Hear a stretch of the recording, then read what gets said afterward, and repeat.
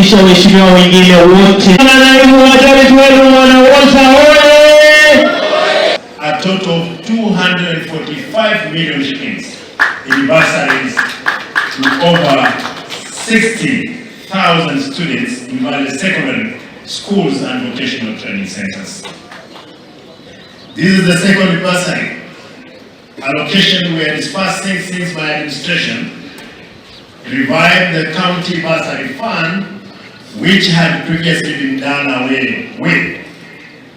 I regret that this disbursement is coming in a date, having personally given out application forms in February. As you are aware, the delay was occasioned by a stoppage of our county budget due to stoppage or sabotage from the same leaders who petitioned to COB.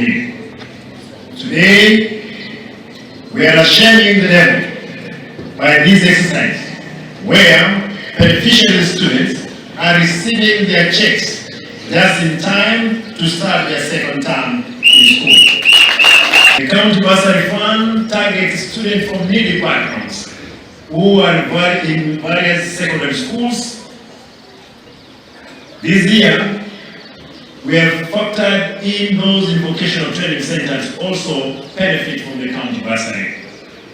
As I promised last year, the bursary kitty has been increased from 145 million to 245 million shillings.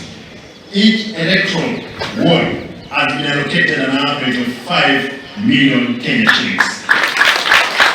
And the fund has been transparent, executed through the Honorable MCS.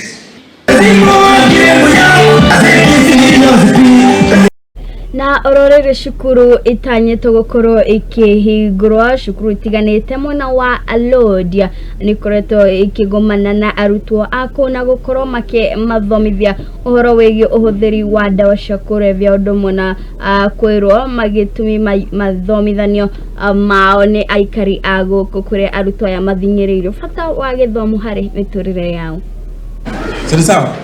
Yes. Hiyo the pollution. Air pollutants. What causes air pollution? School? Yes. And we are here in Rodwa to really interact with our students, our scholars here who are in high school.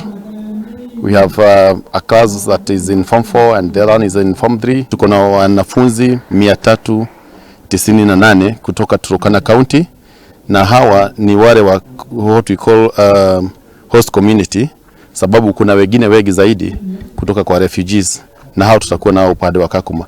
Sasa hawa ni wale wametoka kwa jamii yetu hapa Turkana. Kuna wenye wanatoka kwa program kwa njia moja ama ingine, pia huwa tunaenda kuwatafuta ndio waweze kurudi kwa mipango. Tunawatafutia wenye wako karibu na wao ndio waweze kuwaongelesha ndio